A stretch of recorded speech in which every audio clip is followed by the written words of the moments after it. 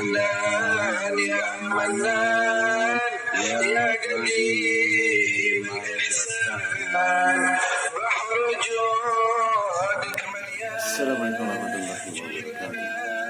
Good evening all my friends and YouTubers. Welcome back with me on my channel Taufik Tasbih.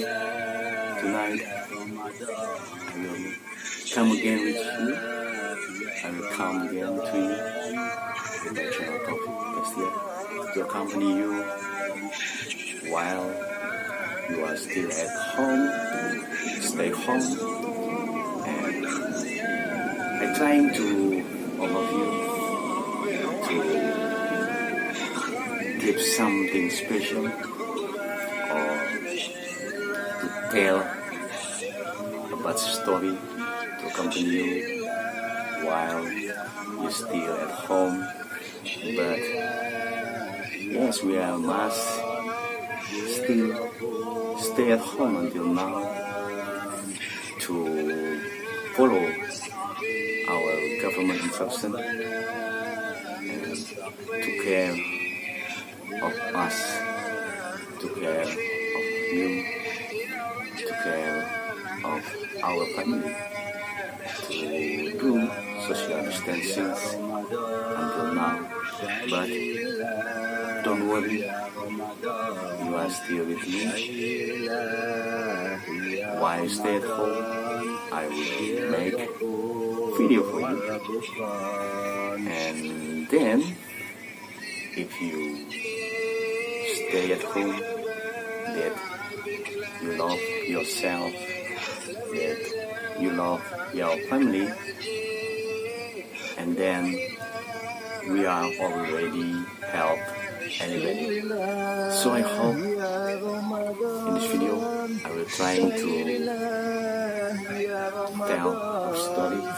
We have many books here, but I think it's very long book story. It's around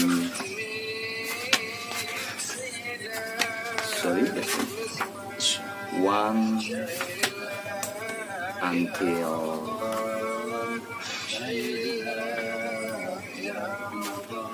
54 page. If this is can tell to you for one book this night, I hope you are not worrying while you stay at home. And let's together against COVID-19, or let's together against coronavirus. But after we do social distancing, we must keep trying to resist Allah Subhanahu wa Ta'ala. That we resist to Allah Subhanahu wa Ta'ala all virus or disease will take out soon from all of the world. So in this book, I'm really sorry, but this is by Indonesian language. So I hope my friends from another country can understand about the story of this book. This is about Qais bin Sa'ad, or very loved Prophet Muhammad.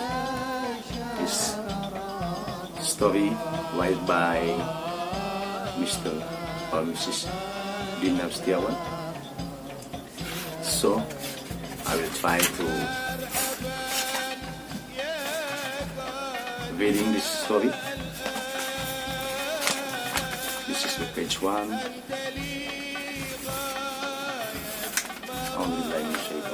Bismillahirrahmanirrahim. Pembela Rasul dan keturunannya.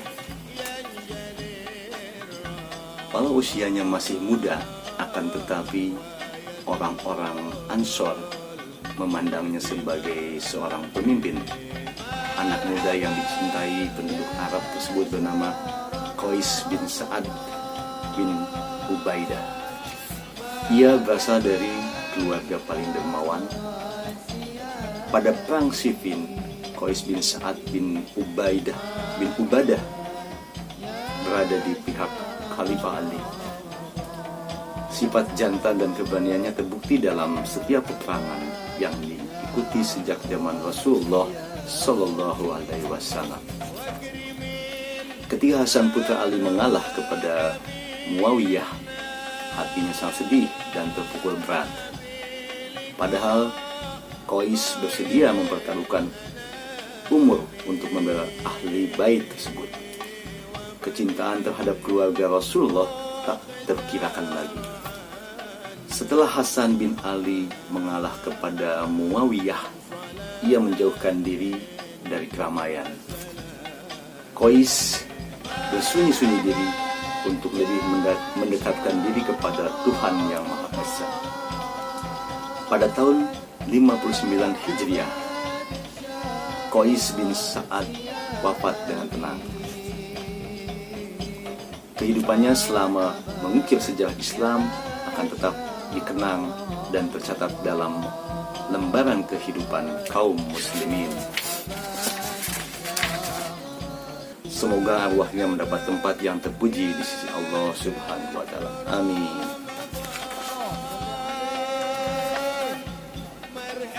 Bagian 2. Sa'ad yang menderita.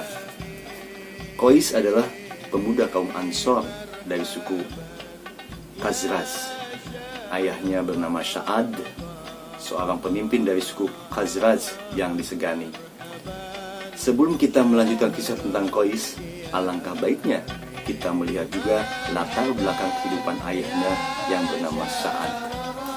Sa'ad masuk Islam di hadapan Rasulullah Sallallahu Alaihi Wasallam dan menyaksikan baiat Aqabah. Ia dan beberapa kawannya, terutama Sa'ad bin Mu'az, menjadi prajurit sejati, juga sebagai mukmin yang taat serta patuh dalam melaksanakan perintah Tuhan Yang Maha Esa. Di samping kesetiaannya kepada Nabi, ia pun memiliki kelebihan di sisi Nabi. Dan dalam sejarah Islam, mengapa demikian? Karena ia hanya satu-satunya penduduk Ansor yang ikut menderita akibat perbuatan musyrikin Quraisy.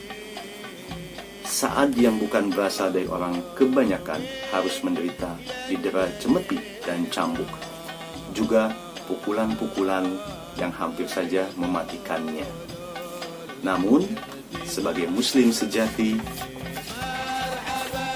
ia tetap pada pendiriannya, yaitu tidak bersedia melepaskan kepercayaan yang telah dianutnya, yaitu Islam. Ceritanya begini, setelah dilakukan perjanjian Aqabah antara Nabi dengan kaum Ansor pada tahun ke-12 dari kerasulan Muhammad Sallallahu Alaihi Wasallam, penduduk Yasrib atau Madinah bersiap-siap hendak kembali ke Madinah. Tanpa sepengetahuan mereka, kaum Quraisy mengetahui pertemuan rahasia tersebut. Mereka menjadi kesal atas dukungan kaum Ansor terhadap syiar Muhammad. Maka kaum Quraisy mengumpulkan pasukan kecil untuk mengejar rombongan Sa'ad yang akan pulang ke Madinah. Kebetulan mereka dapat menangkap Sa'ad bin Ubadah. Ini salah satu gambarnya Sa'ad.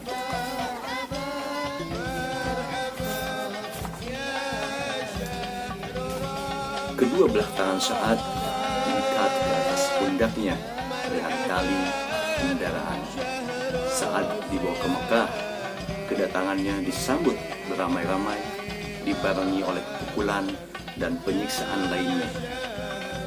Penderitaan yang mengenaskan itu tak terbayangkan sebelumnya oleh Sa'ad. Sa'ad bin Ubadah diperlakukan dengan sesuka hati oleh kaum Quraisy.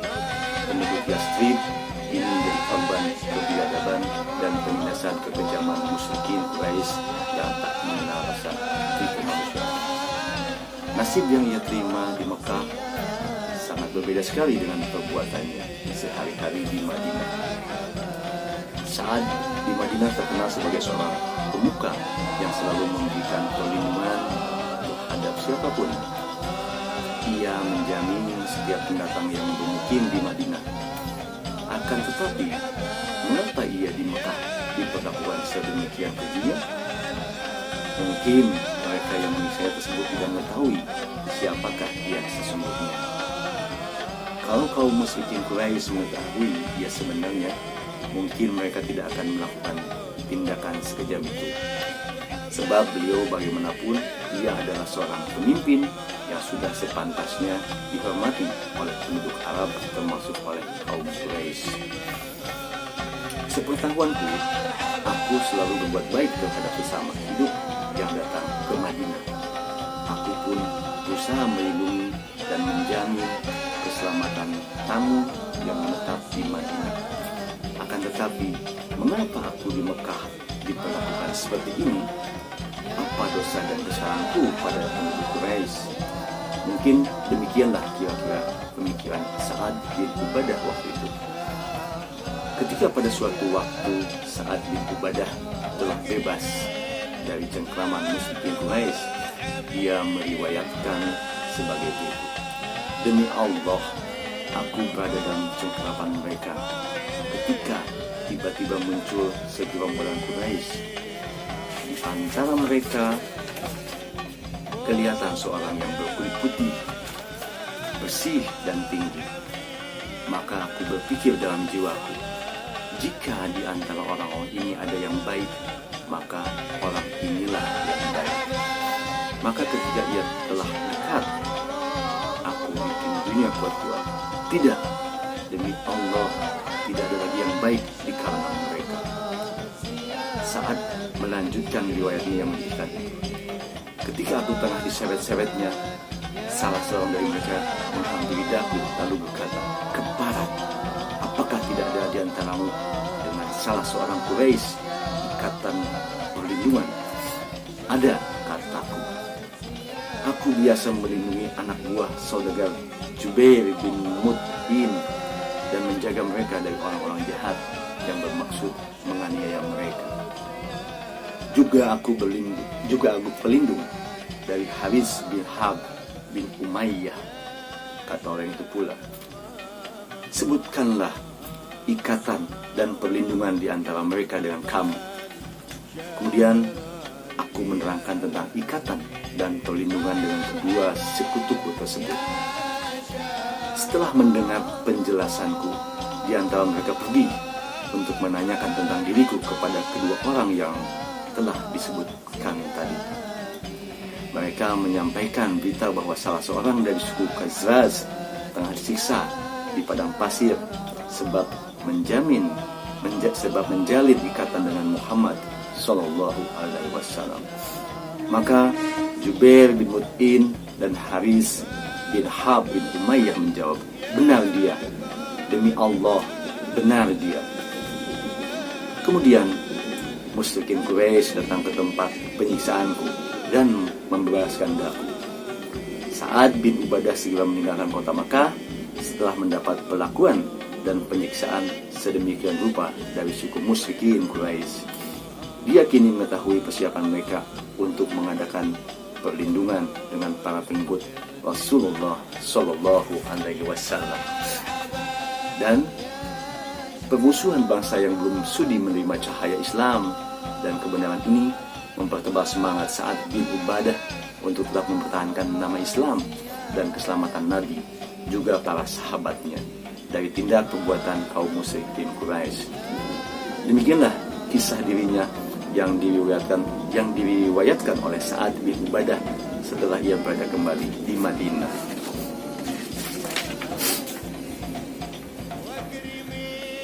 Bagian 3, putra pemuka suku Khazraj. Pada waktu Sa'ad bin Ubadah masuk Islam, ia membawa serta pula anaknya yang bernama Qais. Kemudian ia menyerahkan kepada Rasulullah Sallallahu Alaihi Wasallam sambil berkata, "Inilah khadam Anda ya Rasulullah. Muhammad adalah utusan Allah yang dikaruniai tembus pandangan dengan segala hal dan masalah." Beliau dapat melihat keutamaan serta keluhuran budi pekerti dari anak yang bernama Qais ini. Tangan yang mulia dan suci tersebut kemudian memeluk Qais serta mendekapnya dengan penuh kasih sayang. Setelah dewasa, maka Qais bin Sa'ad tak pernah berjauhan dari samping Nabi. Di sisi Rasulullah Shallallahu Alaihi Wasallam, ia menempati kedudukan terhormat. Wajarlah jika para sahabat berikut kaum muslimin seluruhnya juga menaruh rasa hormat kepada Qais bin Sa'ad. Ia menggelinding bersama Nabi hampir dari semua peperangan yang diikuti oleh Rasulullah Sallallahu Alaihi Wasallam. Disebabkan dekatnya hubungan Nabi dengan Qais, maka sahabat Anas mengatakan, kedudukan Qais bin Sa'ad di sisi Nabi tak ubahnya seperti seorang ajudan. Kelebihan dari semua kebenaran dan kedermawanan Qais mengangkat dirinya ke tempat tinggi. Walau usianya masih muda, akan tetapi kaum Ansar memandangnya sebagai pemimpin. Maka mereka berkata seperti ini, seandainya kami dapat membeli janggut untuk Qais dari kekayaan kami, maka akan kami lakukan. Pernyataan kaum Ansar tersebut adalah ucapan kebersamaan yang tak menyaksikan lagi kelebihan Qais dari mereka. Selain pembawaan pribadinya yang berprestasi, ia pun putra seorang pemuka suku Khazraj yang banyak jasanya terhadap umat manusia. Kedermawanan ayah Qais yang bernama Ubadah tidak perlu disaksikan lagi. Kaum Muhajirin maupun Ansor mengetahui hal ini dengan baik. Tindak perbuatan dan kepemimpinan Sa'ad sangat menonjol dari para pemuka lain.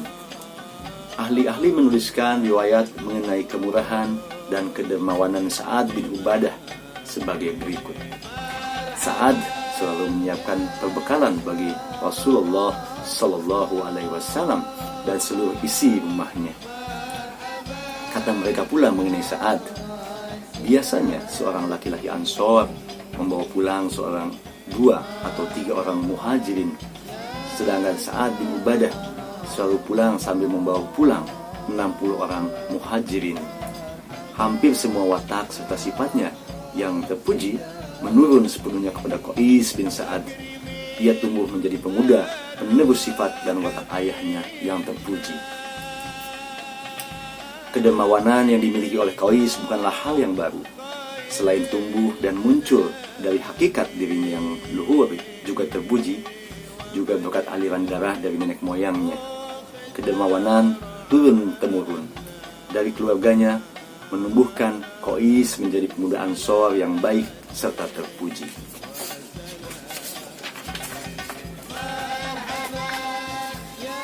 Kemurahan dan kedermawanan dari Qais terus meluncur, tak tertahankan lagi. Pribadi yang memancar gemilang, menembus kegelapan jiwa, mencampakkan hambatan dan duri penghambat bagi ibadah. Pengertian mengenai Islam ia dalami dengan penuh kesungguhan, didasari oleh Quran serta sunnah Rasulullah Sallallahu Alaihi Wasallam. Namun di balik kebajikan dan kelembutan hatinya, terus terang diri Qais juga sangat menonjol. Ia tak akan memendam perasaan yang mengganjal dalam hatinya. Qais tak pernah menyembunyikan kebenaran yang menurutnya sejalan Quran dan Sunnah Rasulullah Sallallahu Alaihi Wasallam. Kemurahan hati Qais bin Sa'ad menurun sepenuhnya dari ayahnya sejak ia masuk Islam. Kemurahan hati ayah Qais yang bernama Sa'ad di zaman Rasulullah menjadi suatu bukti dari keimanannya yang tebal, keteguhan jiwa yang dibentengi oleh martabat ketakwaannya, menjadikan ia tumbuh sempurna di antara sekian banyak para sahabat Nabi. Dan tidak salah jika pada suatu ketika Rasulullah Shallallahu Alaihi Wasallam pernah berkata yang berhubungan dengan kedermawanan Qais bin Sa'ad, yang artinya kedermawanan menjadi tabiat anggota keluarga ini. Pengakuan Rasulullah mengenai akhlak dan tabiat serta kedermawanan Qais adalah ucapan yang tak perlu lagi disangsikan kebenaran dan kemurniannya. Jadi kita sepakat untuk menyebut Qais bin Sa'ad sebagai dermawan sejati. Hal itu sesuai dengan pengakuan Nabi sebagai umat terbaik di antara semua manusia. Sebentar kita lihat sejenak untuk di bagian 4 setelah minum susu coklat. Bismillah.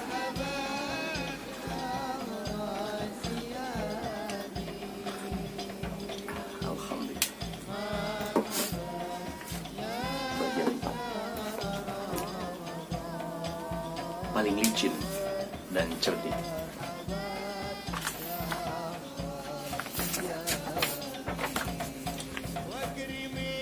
Qais bin Sa'ad bin Ubadah adalah sahabat yang paling licin dan cerdik dalam mencari jalan keluar dari suatu masalah. Kelebihan dalam bidang tersebut diakui oleh para sahabat lain. Pemikiran yang cemerlang mampu mengalahkan daya pikir sahabat lain maupun musuhnya. Tidak aneh jika dalam menghadapi masalah yang sulit, Qais selalu tampil untuk memecahkannya. Ia adalah pahlawan dalam bidang teori dan tipu muslihat. Akan tetapi, tentu saja tipu muslihat yang dijalankan itu demi kebaikan serta kebenaran untuk mengibarkan bendera Islam.